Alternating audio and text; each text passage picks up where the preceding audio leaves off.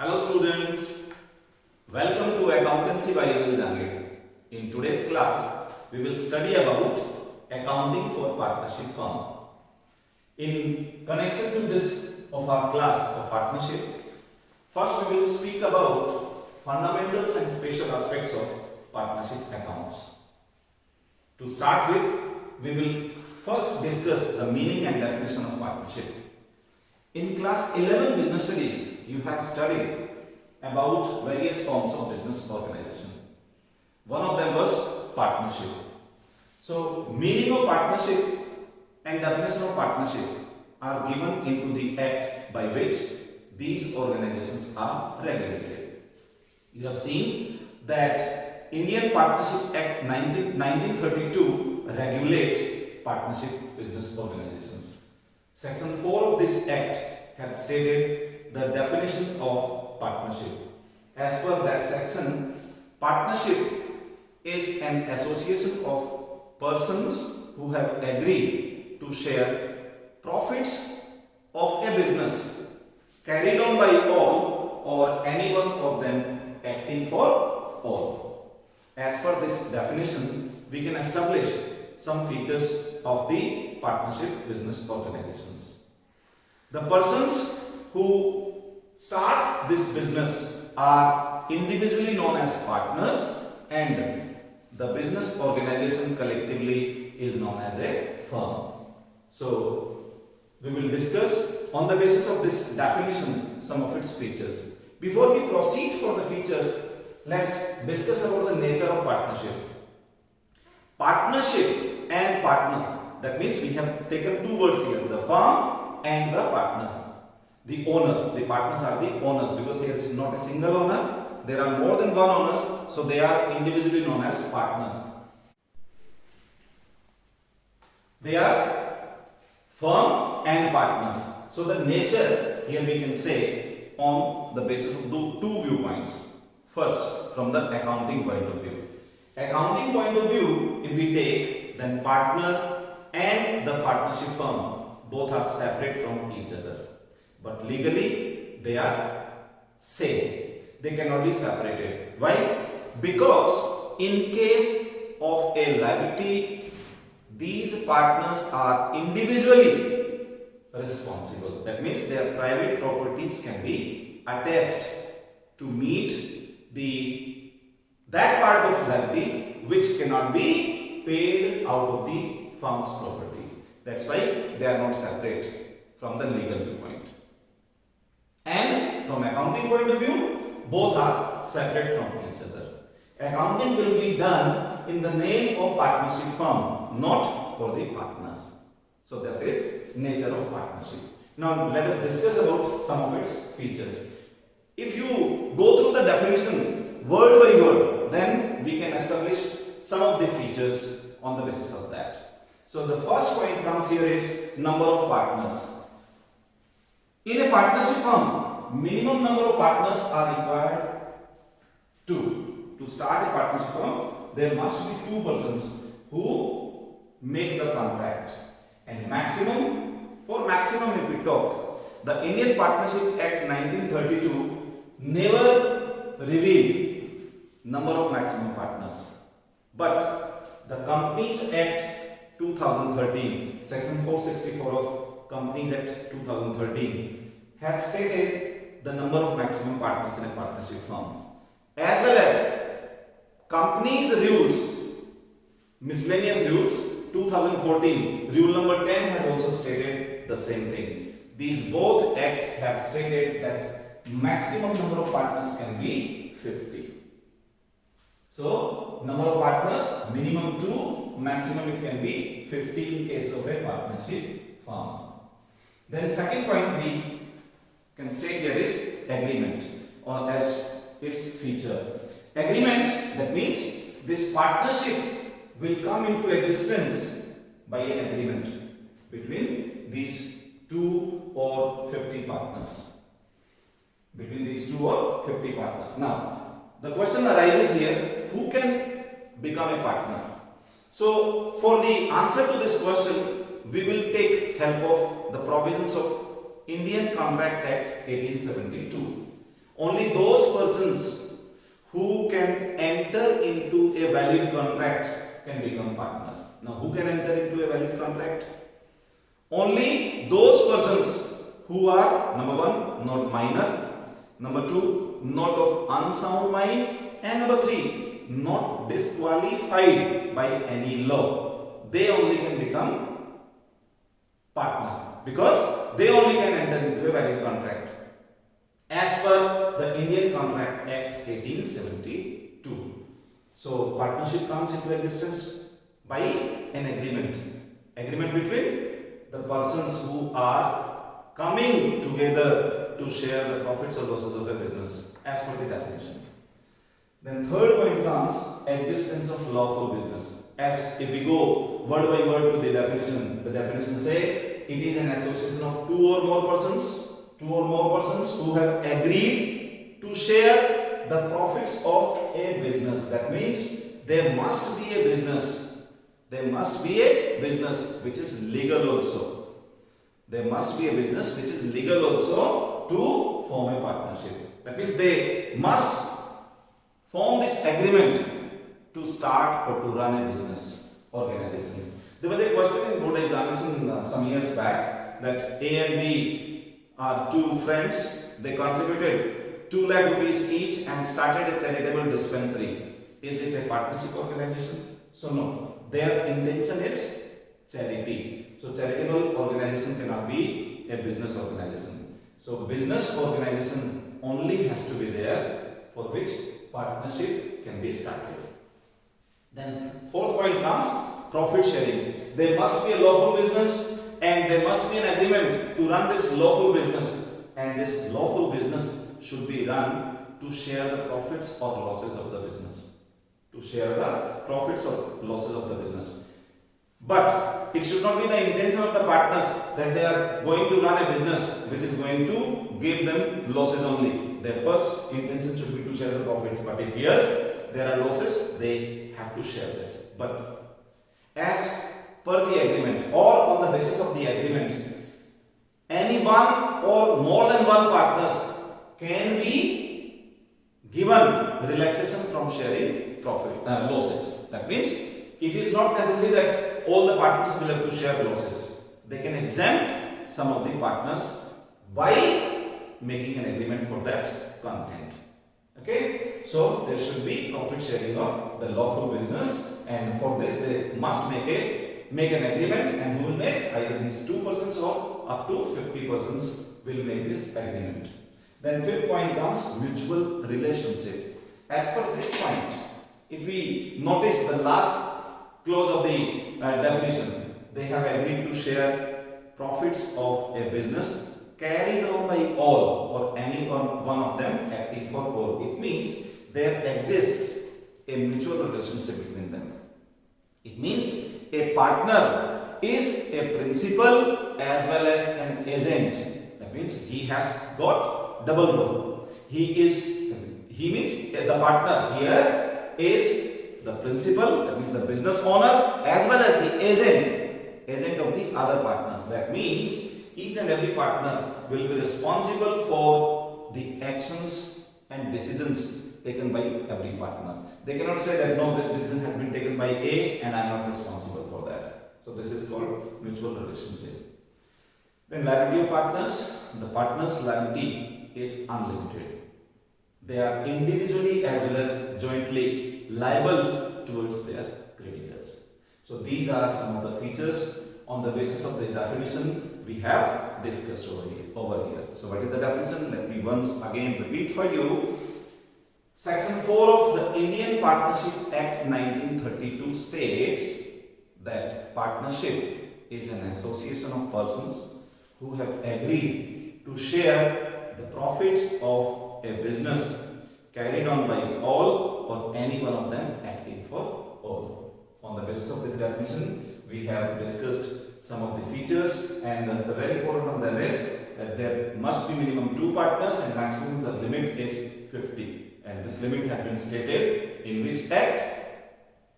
Indian Companies Act 2013 as well as in the Companies Miscellaneous Rules 2014 rule number 10. and section of 2013 Act is 464. So this has to be kept in your mind. So these are the features. Now one more topic is there which has been added here, that there are there are various forms of partnership, and one of them is limited liability partnership. Here we have discussed that the liability of partners is unlimited. That means a partner is individually as well as jointly liable towards the creditors of the business. But there is a form of business organization or form of partnership in which the liability of the partners is limited and limited to their contribution as capital. These are known as limited liability partnership. But these limited liability partnership are not regulated by the Indian Partnership Act 1932. These limited liability partnerships are regulated under a separate act named as Limited Liability Partnership Act 2008. As per this act, these partnership forms have features of both a joint stock company as well as a partnership business organization. It means they are known as partners, the owners here will be known as partners, but they will have a limited liability, and this firm or the organization will have perpetual successor. That means the death, lunacy or insolvency of a partner will not affect this type of business organization, which is named as limited liability partnership. And it is compulsory for these organizations to get them registered under the Limited Liability Partnership Act 2008. Whereas it is not required for the general partnership firms. As well as these limited liability partnership firms will have to suffix the word LLP along with their name. Say it is a limited liability partnership firm and name is ABC Partners. So they will have to add ABC Partners LLP. It is compulsory for them to suffix LLP with their name. So this is all about the meaning, nature and features of partnership firms. Now we have seen that a partnership firm comes into existence by an agreement between the partners. Individually these persons are known as partners and collectively as firm.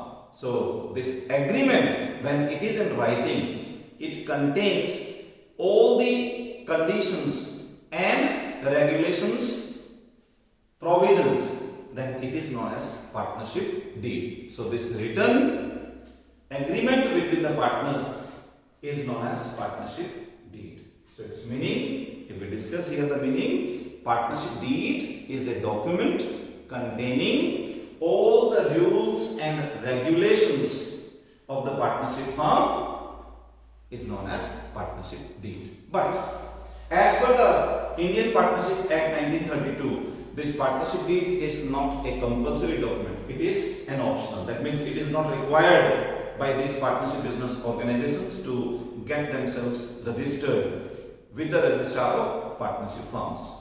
It is an optional. But it is suggested that it should be always made as a written document. What does it contain? If it is prepared in writing, then what contains it should contain. So the points, very simple points. First, the name and nature of the business, name and addresses of the partners, then size of the business, then accounting operations of the partnership business, then who can become a partner, what are the rules if a new partner is to be admitted, what are the rules if any partner wants to take retirement, what are the rules if the partnership firm is to be dissolved, what are the accounting procedures, who is going to take care of the accounting records, who is going to be these chartered accountants. Various points are there which can be included in the partnership deed. About all these points you have studied in your previous class 11 business studies also in the chapter various forms of business organization, where this partnership was given in detail. So these contents of partnership deed will depend on the partners what they want to include in it. But it is an optional document. Then importance. If we discuss about its importance, as I told that it is an optional document, It is not compulsory, but it is advised that it should be made. What are the reasons for that? There are these 4 reasons which make this document very important. If partners make partnership deed as expressly written, then it is helpful in smooth functioning of the business. That means day-to-day activities can be smoothly handled if it is made. Then useful to resolve disputes and misunderstandings among the partners. If the partners get any misunderstanding or they get involved into any dispute matter, then this partnership deed can be referred to. And if there is a question on the duties and responsibilities as well as the rights of the partners, then one of the contents of this partnership deed will be regarding the rights of the partners, duties of the partners, responsibilities of the partners. So it can be referred regarding that also. And very importantly, if the partnership goes into the court, that means if any partner because of a dispute goes to the court, then this partnership deed will become a good evidence in the court of law. So this is partnership deed. The meaning, that means when it is the rules and regulations are brought into a piece of paper that is in written form, that it becomes partnership deed and it is to be signed by all the partners. Okay, and it is a very important document if it is kept in writing, but it is an optional document. Okay, suppose partnership deed has not been made or it has been made but it is silent on some of the subject matters. Now what has to be done? If it is silent on some of the subject matters, what shall be done? For that, Partnership Act 1932 is there. There are some of the rules or provisions given. Those provisions will be applicable in that situation. So what are those rules? Let us discuss about some of those rules which are important for us from accounting point of view. So let's have a look. So the rules applicable in the absence of partnership deed. If the partnership deed is not made or it has been made but it is silent on some of its subject matters, in that case we will refer to the provisions of the Indian Partnership Act 1932. There are various provisions given into this Partnership Act 1932. Some of those which are important for our syllabus, important as per accounting of these partnership firm, we have to discuss over here. So the first subject matter, if that is not included in the deed or the deed is completely not made, in that case we will follow the provisions of the Indian Partnership Act 1932. So the first point is sharing of profit or losses. So as per the provisions of this Partnership Act, profits or losses to be shared equally irrespective of their capital contribution. That means if the deed is not made or it is silent, then profit sharing ratio has to be equal among all the partners irrespective of their capital contribution. There should not be any dispute regarding it, that I have contributed this much capital so I shall get more profits. No. All of the partners will get equal share in the profits. Then second, interest on capital. If there is no deed existing or the deed is there but it is silent, whether interest to be paid to the partners on the amount of capital contributed by them, in that situation it will not be allowed. So interest on capital is not allowed. It is never given to the partners. Then interest on drawings. As they are not allowed interest on capital, the same way they will not be charged any interest on their amount of drawings. That means if the partners withdraw for their personal use from the business organization, from the partnership firm, then they will not be charged interest on that amount of drawings. In which situation? When partnership deed is absent. Then interest on loan given by partners. Suppose any of the partners has advanced some money to the business organization as loan. In that case, that partner will get interest at 6% per annum. That partner will get interest at 6% per annum on the amount advanced by him as loan, even if there is a loss. Even if loss is there. That means whether profits are there or losses are there, irrespective of that, that partner will get interest on the loan amount at 6% per annum. Then remuneration to a partner. A partnership deed is not there, and some of the partners then they demand at the end of the year, if they have devoted more time, they should be given some salary, or because of their extra effort, the firm could get more sales, then they should be given commission. No, nothing will be given. So, in the absence of partnership deed, if a partner asks for any remuneration, either in the form of salary or bonus or commission, it will not be allowed. And one more point we can add here is how a new partner can be admitted if there is no partnership deed present. Then it will be done only with the consent of all the existing partners. Number of partners, suppose there are 3 partners, one of them say that his friend should be admitted as a partner, but one of the existing partner or 2 of the existing partners, they are not agreeing to his proposal, and only one agrees or only 2 agrees, one is not agreeing. In that situation, he will not be admitted. Why? Because we require the consent of all the partners on this subject matter. So these are very important points. When you are doing a numerical problem regarding distribution of profits mainly, then we will require to see in the question that partnership deed is existing or not. And if it is said that there is no partnership deed existing, in that case, regarding these, mainly these first 5 points, these points have to be kept in your mind. They will be applicable. Have a look. Apart from these important points, some other sections are also given in the question. One of them very important is that is duty to pay personal profit. Section 16 of the Indian Partnership Act 1932 has stated this very important point, that a partner has got the duty to pay profits to the partnership firm if that partner has earned any separate profit by using the properties or the cash of the partnership business organization, or by doing the same business in which this partnership firm is involved as a competitor.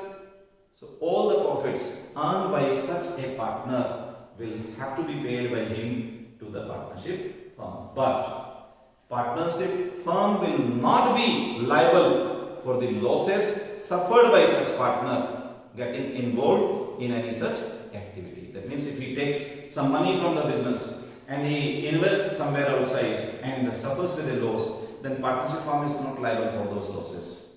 But if he makes profit, then it is his duty to reveal these profits to the business organization, that means to the other partners, and he must share these profits with the other partners. Apart from this, section 12 says that every partner has got a right to take part in the operations of the business of the partnership firm. Then a minor can be admitted, as it is studied by you in class 11 also. The Partnership Act in the beginning says that only that Contract Act we have seen, that as per Contract Act, only those who are competent to enter into valid contract can become partner, and the one who is not eligible to become a partner is the minor. But a section of this Indian Partnership Act 1932, that is section 30, that states that a minor can be admitted in some particular situation as partner for profits only. That means he will not be sharing losses, but he can be made partner in profits. Like suppose there are A, B and C, 3 partners. One of these partners dies. Then sympathetically the other partners decide that the minor son or daughter of the deceased partner should be taken a partner into the partnership firm. But that minor son or daughter will not be taking part into the losses of the business. Only he will be partner for the profit of the business. Okay, so this is stated in section 30. Then if a partner wants to take retirement, that partner can take retirement by the consent of all the other partners. And if the partnership firm is to be dissolved, then it can be dissolved if agreed on the death of any of the partners. Suppose 3 partners are there, one of them dies, then automatically the firm dissolves. But if the partners want to continue, then they will have to include the subject matter into their partnership deed, that in case of death of a partner, the partnership will continue. The partnership firm will continue with the remaining partners. This point they have to include. So it is stated by section 35. And the partnership firms need not to get themselves registered under the Partnership Act 1932. But it is always advisable to get themselves registered. So these are some of the subject matters relating to partnership deed. Now let us discuss a question. What type of question can be asked based on partnership deed or based on meaning, features and nature of partnership business organization? So we have discussed about number of maximum or minimum partners. So there must be a question, and in 2016 board examination question paper, if you will go, you will find that the question was asked, what is the maximum number of partners in a partnership business organization and which act states so? The name of the act mainly was asked. So the name of the act is Companies Act 2013, section 464 of that act, and Companies Miscellaneous Rules 2014, rule number 10 states that there can be maximum 50 partners in a firm. Then you can be asked about how a partnership comes into existence. So partnership firm comes into existence by an agreement between persons who are competent to enter into a contract. And then it can be asked who can become a partner. So the persons who are competent as per Indian Contract Act 1872 can become partner. Except the 3, that is minor, a person with unsound mind and a person disqualified by any law. These 3 persons cannot become partner because they are incompetent to enter into a contract. Then based on partnership deed, there can be a question given. So I have one question for you. A, B and C are partners in a firm. 3 partners, A, B and C are there and they don't have a partnership deed. Now, first point says A, the partner who has contributed more capital. A is one of the partners, has contributed more capital than the other partners. He demands that he should be given interest on the capital at 10% per annum and the profits of the organization should be distributed in the ratio of their capitals. So this is A's demand. What he wants? He wants interest on capital 10% and he wants that profit should be divided in the ratio of capital. So how to resolve this matter? There is no partnership deed. Where we will go? We will go to the provisions of the Indian Partnership Act 1932. So the first point regarding interest on capital. So it is simply said here, it will not be allowed. So his demand is 10%, we will not give it. So we will say it will not be allowed. Then second, he demands for sharing of the profits in ratio of capital as he is the highest contributor. But it is also not accepted. The profits will be shared equally among all the 3 partners. Then B demands that he has devoted full time to run the business and he should be paid a salary of 5,000 rupees per month. So what is your opinion here? For our opinion, we will go to the point number 5. What does it say? If partnership deed is not there, then the provision of the Partnership Act 1932 in this regard says that no salary, bonus or commission should be allowed to any partner. So we will not allow. Then third, C demands interest on the loan of 50,000 rupees. C has advanced an amount of 50,000 rupees as loan to the firm and he demands interest on this amount at the rate of 15% per annum. He says that he should get interest on this amount at 15% per annum because this is the prevailing rate in the market. But the provisions of Indian Partnership Act Point number 4 of this states that interest loan should be allowed, but it will be allowed only at the rate of 6% per annum.